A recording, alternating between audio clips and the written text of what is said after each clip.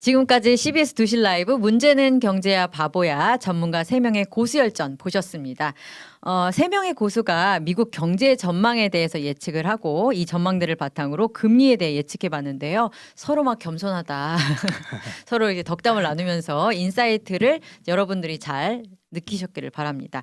이어서 고수열전을 정리하고 관련 뉴스를 큐레이션 해드리는 시간입니다. 고수열전 픽인데요. 안녕하세요. 저는 CBS 윤진아 기자입니다. 네, 안녕하세요. 서정호 아나운서입니다. 안녕하세요. 김나연 기자입니다. 먼저 고수열전 내용 3개로 정리해 보겠습니다. 금리 7월이면 내린다. 경제보다 정치 때문에. 그리고 고금리 시름 한국, 미국보다 먼저 금리를 내릴 수 있을까? 그다음에 금리 인하가 마법의 카드는 아니다. 이렇게 3가지 문장을 정리했고요. 먼저 고금리 때문에 괴로우신 분들이 가장 궁금해할 소식. 그러니까 언제 내리냐고 이거죠. 현재로서 시장의 기대는 6, 7월 이쯤이에요. 이렇게 형성이 돼 있는데 오늘 새벽에는 미국에서 파월 의장이 금리 인하 시점은 올해 말이다. 이런 취지의 얘기를 했다는 것이 전해지기도 했습니다. 그 한국은행이 금리 결정을 할 때 중요하게 보는 것 중 하나가 미국 금리죠. 그래서 일단 6, 7월이면 내려간다라는 시장의 기대는 어떻게 가능한 것인지 이 부분에 대해서 최신 뉴스 서정함 아나운서가 준비했습니다. 네, 제가 뽑아본 문장은요. 금리 7월이면 내린다. 경제보다 정치 때문에입니다. 하하, 정치가 문제야. 정치가 문제야. 네. 이거인 거죠. 사실 뭐 금리는 그냥 경제의 문제잖아요. 근데 왜 정치라고 했을까? 좀 의아해하시는 분들이 있으실 것 같은데요. 일단 영상을 보시고 이야기 나눠보도록 하겠습니다. 실질적으로 가장 큰 것은 정치적인 목적이 훨씬 더 크다. 네. 자, 대통령 선거 11월 달에 눈앞에 두고요. 지금 미국 대통령 바이든 인기가 안 올라가는 가장 문제가 경제인데 경제가 좋은데 왜 인기가 안 오르냐? 물가가 너무 높고 체감 경제가 안 좋거든요. 그래서 이제 하셨죠. 물가 잡았다 신호탄을 보내고 금리도 내려주면 신호탄이 될 건데 원래 6월 달 정도는 금리를 내렸으면 하는 게 구상이었을 것 같아요. 제니 옐런 장관의 구상. 그런데 지금 경제가 너무 좋기 때문에 6월 달에 금리를 내렸다가는 9월 달에 금리를 좋아도 또 올려야 되는 걱정이 상황이 올 수가 금리를 있어요. 못 내리니까. 그랬다가는 경제 정책의 예측 가능성이라는 측면에서 완전히 다 흔들리거든요. 그래서 저는 한 달 뒤로 7월로 연기한 7월 달에 금리를 올려야 그럼 7월 달에 아니라 9월 달에 금리를 내릴 수 영향을 있지 안 않냐? 미치겠다. 그것은 이미 너무 늦기 때문에 대통령 선거에 미치는 영향 면에서 정치적인 프로파간다 효과가 없어요. 그래서 7월 달에 저는 마지노선이다. 마지노선이 7월이군요. 마지노선이 7월이다. 그래서 6, 7월 얘기가 나오는 거군요. 그렇죠. 네. 하지만 이제 뭐 6, 7월 얘기가 나오지만 정말 마지노선은 7월이다라고 이제 김대호 박사님께서는 얘기를 하신 거예요. 네. 근데 이게 사실 이 경제라는 게요. 정치랑 따로 생각하기가 참 어렵습니다.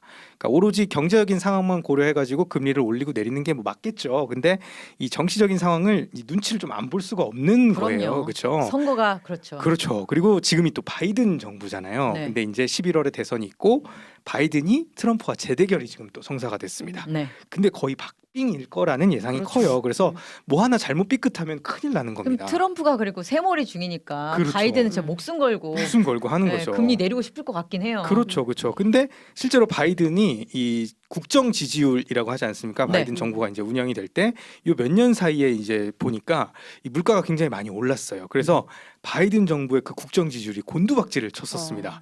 자, 기사를 하나 봐볼까요? 이게 지금 보면 물가가 그때 안 잡혔을 때예요. 네. 근데 물가를 잘 잡지 못할 때니까 제목이 벌써 그렇죠. 재선 앞둔 바이든 아, 고물가의 싸늘한 싸늘한 여론.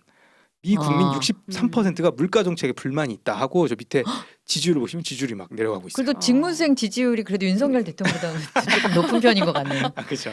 그렇긴 한데 이제 저기는 뭐, 파가 그렇게 비싸잖아요. 대파값이. 네네. 그렇죠. 뭐 그런 얘기까지는 안 하셨으니까 아마 저 정도였던 것 같은데 어쨌든 굉장히 많이 떨어졌습니다. 그래서 참 이 물가 때문에 바이든이 굉장히 곤욕을 치렀고 최근에는 그래도 좀 물가를 좀 잡는 것 같으니까 다시 좀 지지율이 올라가서 아하. 이제 트럼프와 비등비등해진 그런 느낌이긴 한데요. 네. 그러니까 이렇게 지지율이 바로 그 물가와 또 이렇게 연계가 되니까 네. 이 참 물가를 안 잡고는 못 가는 거죠. 그렇죠. 근데 우리나라도 되게 비슷하잖아요. 왜 뭐 무역 수지 좋고 막 그렇죠. 경제 수지 좋다 해도 맞아요. 결국 내 피부에 느껴지는 게 신경. 비싸면은 그렇죠. 힘들잖아요. 맞아요. 그렇죠. 그게 이제 거시 경제와 체감 경기가 분리됐다 이렇게 표현들을 하죠 언론에서는. 네. 그렇죠. 그래서 바이든이 뭐 다른 것도 좋지만 일단은 물가를 잘 잡아야 다음 재선을 잘 할 수 있기 때문에 물가의 사활을 맞습니다. 거는 겁니다.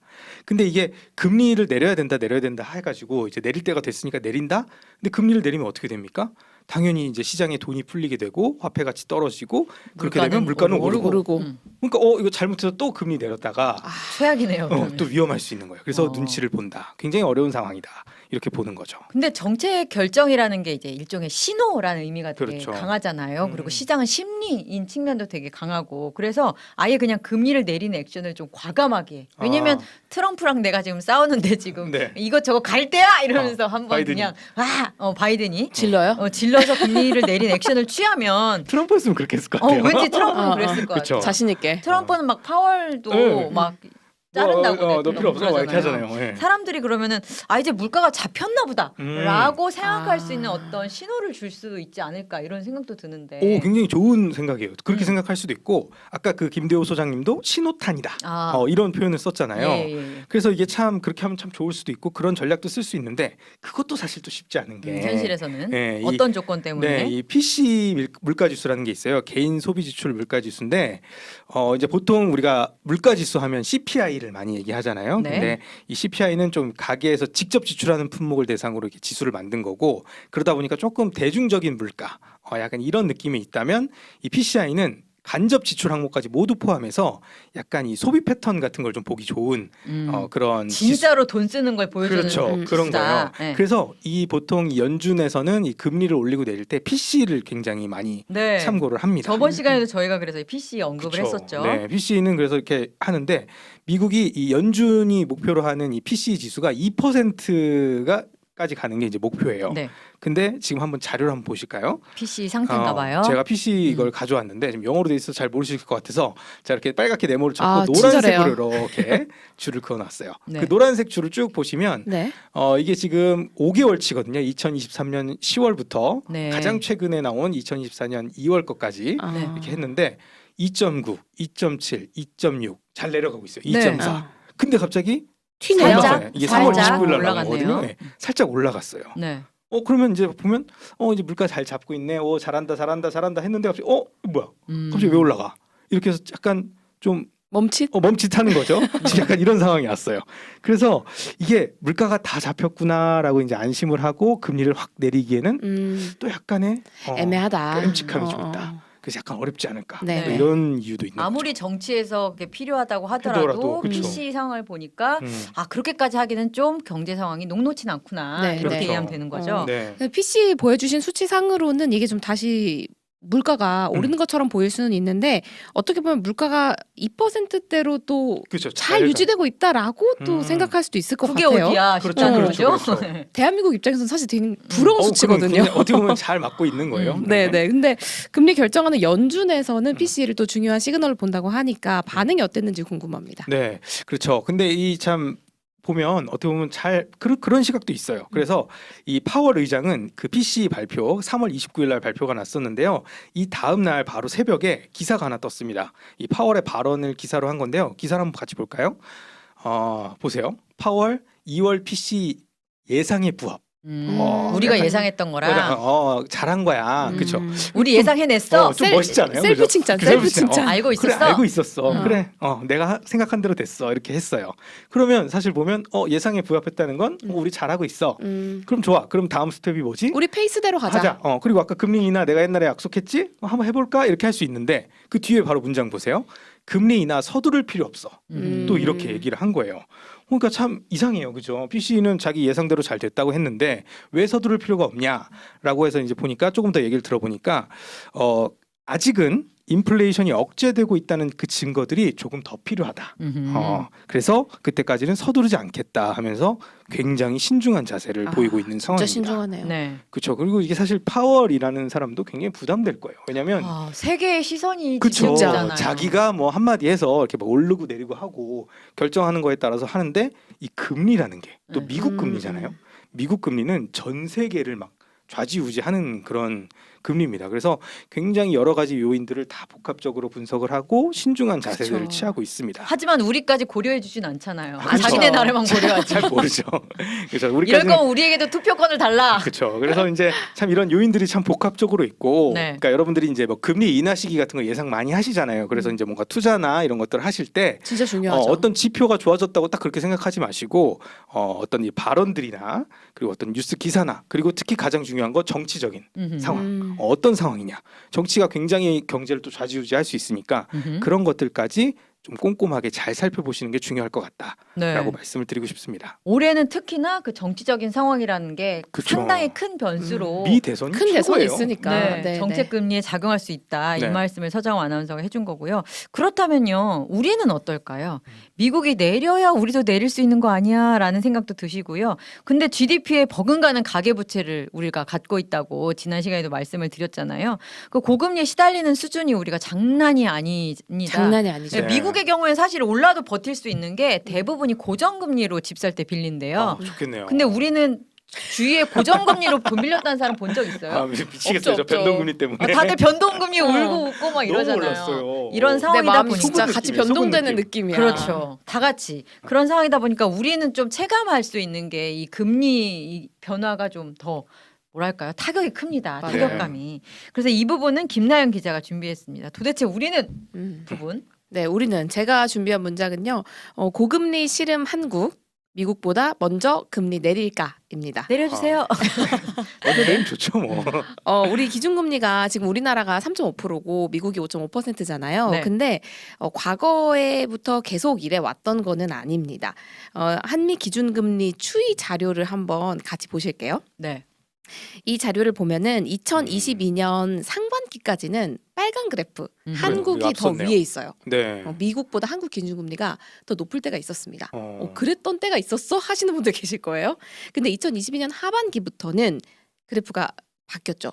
그러니까 저런 식으로 한국이 더 높은 이유는 우리가 미국보다 좀 뭐랄까 금융적으로 좀 후진국이다 보니까 미국보다 우리가 이자 더 쳐줄 테니까 투자할 분들은 우리나라 오세요. 그렇죠. 한국 자금 시장으로 들어오세요. 그렇죠. 네네. 자금을 흡수하는 이슈가 되게 있었어요. 음. 그런데 정말 저 기점으로 해서는 "헉, 이렇게 되면 미국으로 돈 다 빨려 나가는 거 아니야?" 할 정도로 굉장히 차이가 커졌고 말씀하셨듯이 이제 역대 최고치인데 그럼에도 불구하고 워낙에 요즘에는 이제 너무 고금리 시달리다 보니까 그리고 물가도 어느 정도 잡힌 게 아니야라는 공감대가 조금씩 형성되면서 네. 우리나라뿐만 아니라 다른 나라들도 이런 고민을 하고 있고 보니까 어디더라고요. 유럽 같은 데는 줄줄이 금리 인하 예고하는 목소리가 많이 나오고요. 한국은행도 동결 우리도 쫙 보면 지금 저 빨간 빨리 쭉 가고 줄이 있죠. 지금 아주 수평해요. 굉장히 평행으로 쭉 가고 있는데 자로 그어놓은 것 같습니다. 저게 9번 동결을 했기 때문이거든요. 그렇습니다. 그러니까 이쯤 되면 우리도 이 나이가 나오는 게 솔직히 좀 당연한 것 같기도 해요. 맞아요.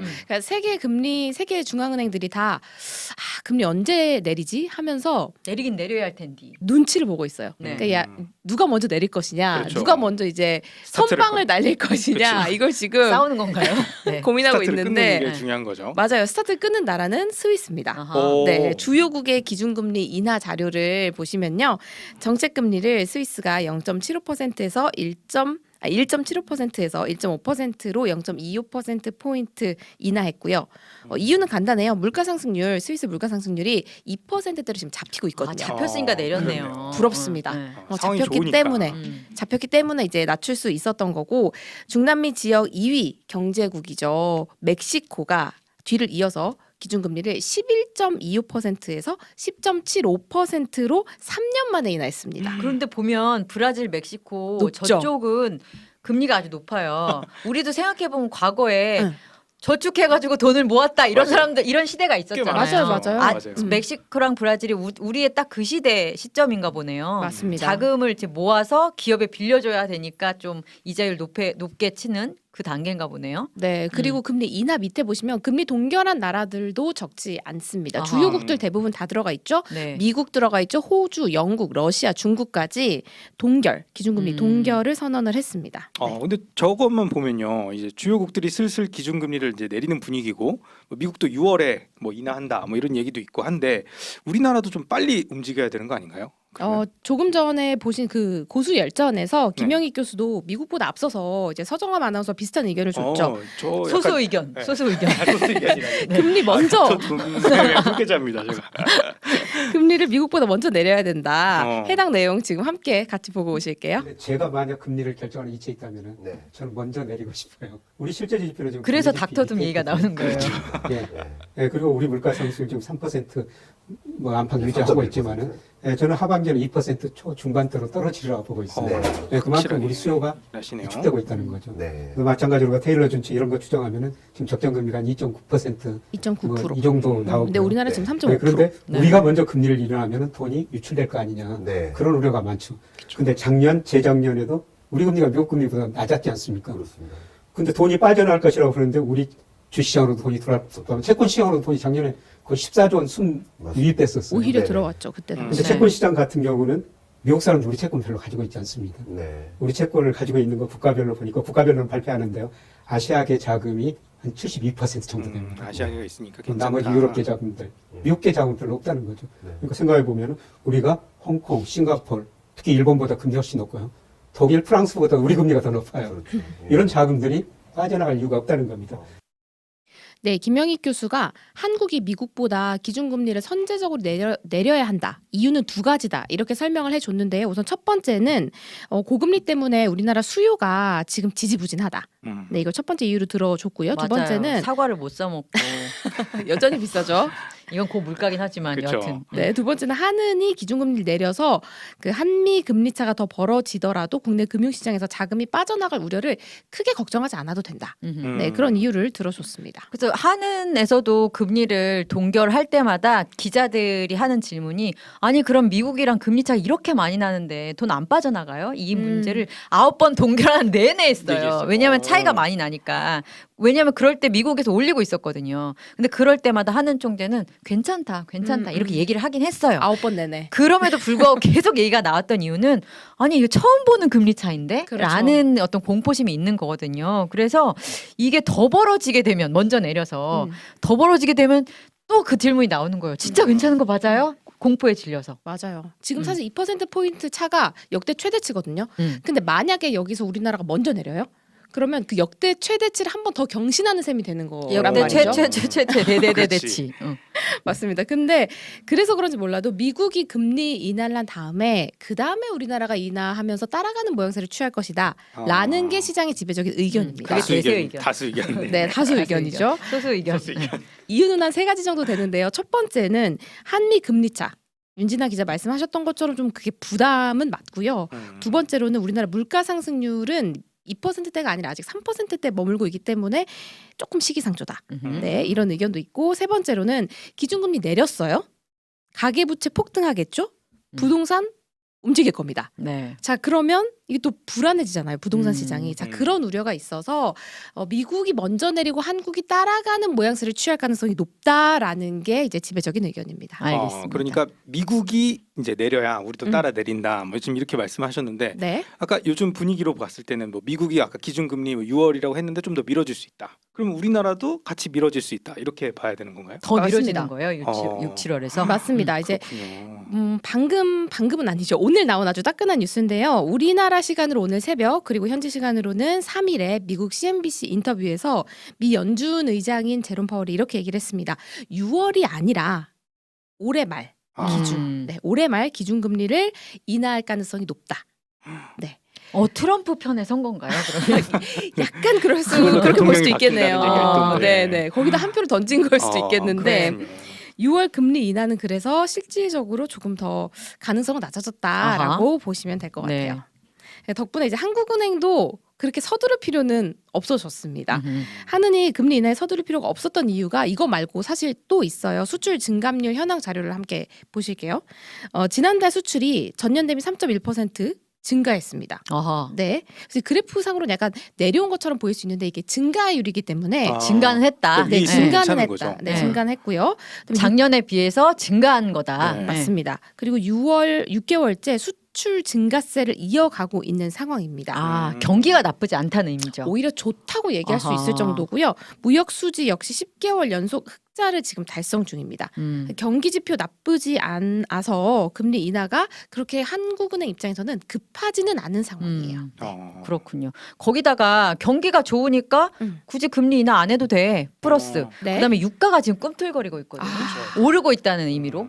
그러면 유가가 오르면 물가 또 물가가 오를 또 가능성이 사과가 있고. 또 힘들어지고. 그다음에 그놈의 정치 이후에 우리도 총선이 있잖아요. 그쵸. 총선 다음에 그동안 미뤄졌던 전기 가스 요금이 올라갈 가능성도 지금 굉장히 언급이 많이 되고 있거든요. 아. 겁납니다. 이거는 굉장히 이제 고정적인 값으로 나가는 거기 때문에 이건 역시 물가를 상승시키는데 굉장히 중요한 동인이 됩니다. 그래서 네. 이런 것까지 감안하면 물가가 또 오를 가능성이 있는데라고 있죠. 생각하면서 금리 인하를 더 미룰 가능성 이걸 우리가 염두를 해둬야 될 것 네. 같아요. 거기다 또 미국도 12월에 올릴 수 있다고 하니까 아하. 더 급한 게 없는 거예요. 우리나라 정말 입장에서는. 지켜봐야겠. 또 동결의 그쵸. 사태가 10번째. 알겠습니다. 그래서 지금 살고 있는 집, 지금 은행이랑 공동 소유하신 분들 굉장히 많으실 것 같은데요. 그런 의미에서 금리 인하 시점이 좀 뒤로 가는 거는 우울한 소식일 것 같기도 합니다.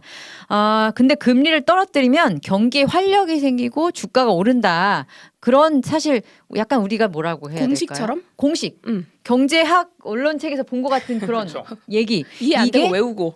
이해 안 돼. 왜 외워? 그렇죠. 그랬던 어떤 맞아요. 것들이 사실 실제 시장에서는 경제 상황에서는 꼭 그렇지 않다라는 것도 이번에 같이 봐두시면 좋을 것 같아요.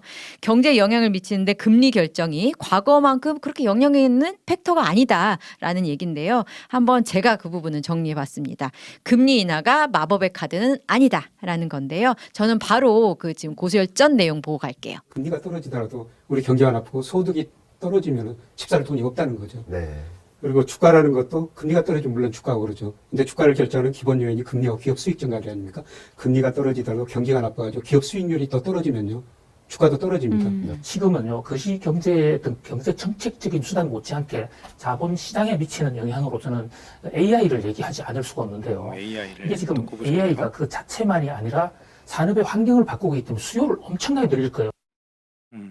그러니까 금리가 우리 삶에 어떻게 영향을 미칠 것인가와 관련해서 두 분의 의견이 모두 꼭 금리만 그런 거 아닌데 요 톤이잖아요. 금리가 절대적인 건 아닌데 이런 느낌이에요. 네. 그렇죠. 근데 이게 또 금리 아까 뭐 피봇 아직 하지 않았잖아요. 금리를 바꾸지 않았는데 시장은 좀 제가 봤을 때 영향을 좀 많이 받고 있는 거라고 생각을 한참 하거든요. 전에 받은 것 같아요. 네, 그러니까 아까 네. 뭐 PC 얘기 제가 해서 아까 뭐 약간 전월 대비 좀 올라서 상승하긴 했지만 네. 예상치에 뭐 부합했다 뭐 이렇게 뭐 얘기를 하니까 이게 약간 좀 시장은 금리 인하를 일부러 서두르지 않고 약간 물가를 더 죽이려고 하는 거 아닌가 이렇게 생각하고 이렇게 움직이는 것 같더라고요. 맞아요. 그 금리 인하 서두르지 않겠다 이 발언 파월 의장의 발언을 시장은 물가를 더 죽이려고 하나 보다라고 받아들였어요. 그래서 우리가 지난주에 그 주가 지수가 역대 최고치를 계속 경신했다 이런 얘기를 했는데요. 파월 의장 발언이 나오고 주가 지수 상승세가 주춤했습니다. 그러니까 주식 시장 입장에서는 금리가 내려가는 거를 바래요. 왜냐하면 그렇죠. 그래야 그렇죠. 자본이 들어오니까. 들어오니까. 그렇죠. 그죠? 그런데 뭐 명심해야 될 게 여기서 있는 거예요. 금리가 내린다고 주가가 무조건 오르냐? 그건 아니다라는 게 이제 제가 정리해 드릴 내용인데요.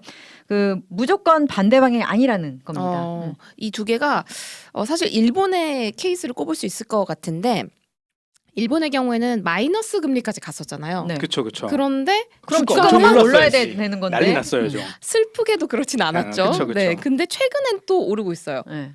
그게 금리 때문이냐? 그건 아니라는 그렇죠. 거죠. 오히려 네. 금리는 다시 이제 올렸는데. 그렇죠. 기업 가치가 높아졌기 때문에 이제 주가가 오른 건데 결국은 하고 싶은 말이 뭐냐면 펀더멘탈이 중요하다.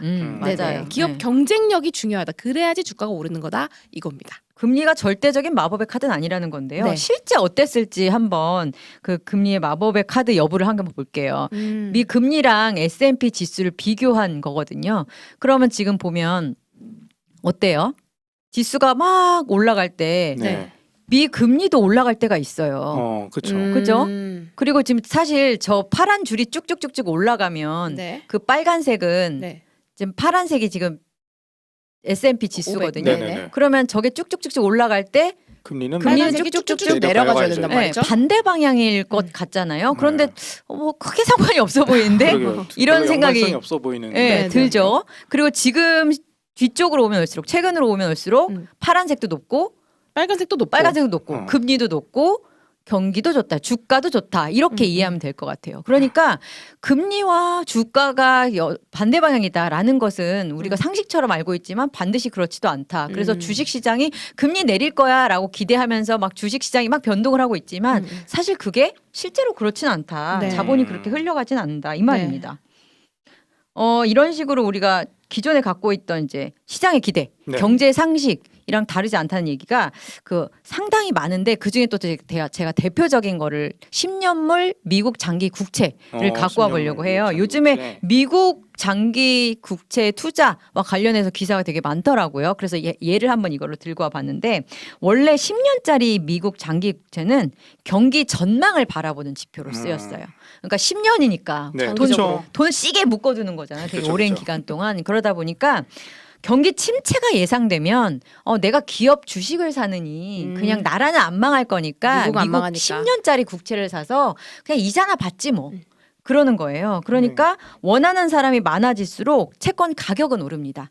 대신 금리는 내려가요. 왜냐하면 맞아요. 나라가 이걸 파는 입장에서 아니 살 사람 많은데 내가 굳이 뭐 이자 많이 쳐줘야 돼? 그러면서 이제 내려가는 거거든요. 이자 맞아요, 조금만 맞아요. 줘도 살 사람이 넘쳐나니까. 그렇죠, 맞아요. 네. 이게 제가 옛날에 그 채권 투자론을 듣지 않았습니까? 아. 그래서 근데 필수 그때 이제 과목, 필수 배운 과목. 거예요. 이게 어. 뭐냐면 경제 상식이잖아요. 그렇죠. 이게. 이게 10년물 장기 국채의 금리가 내려간다. 그러면 약간 경기 침체가 예상된다. 아. 약간 이런 시그널로 보는 거예요. 그렇죠. 이게 왜냐하면 경기를 불안하게 보니까 뭐 다른 것들에 투자했다가 좀 위험하니까 미국은 안 망하잖아요. 망하겠어 나라의 설마. 그것도 이러면서. 나라의 채권 같은 거 이런 걸 사서 이렇게 막 사람들이 몰리면 이제 그 증가하는 거죠. 그렇죠? 그러면 나라는 이제 뭐 살 사람도 많은데 뭐 이자는 좀 싸게 쳐주자. 뭐 약간 이런 느낌으로 이렇게 계속 가는 거죠. 그게 그런 식으로 이제 채권 머시기 학 책에도 나오는 맞아요. 일종의 상식 같은 채권 건데 투자론에 네. 실제로 이게 10년 내다보고 하는 이런 투자하는 장기 채권마저도 경제 전망에 따라서 움직이는 게 아니라 금리에 따라서 요동친다라는 게 최근의 추세입니다. 최근의 추세일 뿐 아니라 꽤 오래됐어요. 그래서 네. 그 경제가에서는 10년물 장기 국채로 경제 전망하는 거 이거 더 이상 하지 마라는 얘기가 나오기 시작했을 정도입니다. 2년물 단기 국채 같은 거야. 이거야 뭐 2년 넣었다가 빼는 거니까. 네. 그렇죠. 정책 금리에 따라서 움직이는 게 당연하지만 10년도 그렇게 된 지 오래됐다는 얘긴데요. 네. 제가 한번 금리 그래프, 미국 국채 금리 그래프를 보여드릴게요.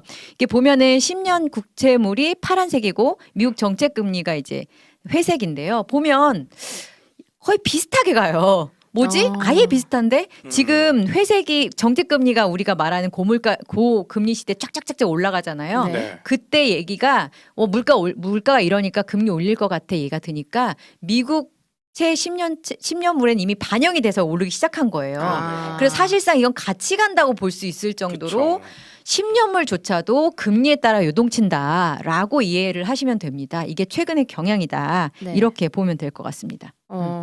그래프 보니까 저 파란 그래프를 살짝 옆으로 밀면 맞아요. 회색 그래프랑 거의 맞아요. 그렇게 맞아, 보면 맞아. 돼요. 이게 어, 선반영 됐으니까. 선반영 그렇죠. 됐으니까. 네. 근데 10년물 이 국채가 사실은 전형적인 성장 지표로 여겨졌는데 요즘엔 이제 금리 지표로 쓰인다는 얘기까지 맞습니다. 해주셨어요. 네. 근데 우리가 지금 경제 상식처럼 알고 있는 게 현실에서 그냥 그대로 반영되는 건 네. 아닌 것 같아요. 지금 우리가 벌써 얘가 두 개나 있잖아요. 맞아요, 그죠? 맞아요. 주가랑 그다음에 10년물 국채랑. 맞습니다. 즉 금리 역시 뭐 주가 부양이나 이런 시장에 바로 연결되는 거는 아니고 그냥 정책 수단 중에 하나다.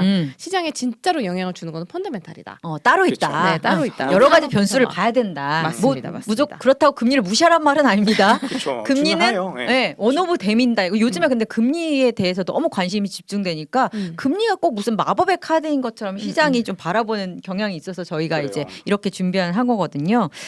그래서 지금 대표적으로 지금 꼽고 있는 것이 AI 얘기인데요. 핫합니다. 네, AI가 나오고 있어. 그래서 굉장히 시장이 바뀌고 있고 무언가 수요가 폭증하고 있어. 이것이 시장에 어떤 영향을 미칠까가 금리의 어떤 영향보다 더 커질 수도 있다는 건데요.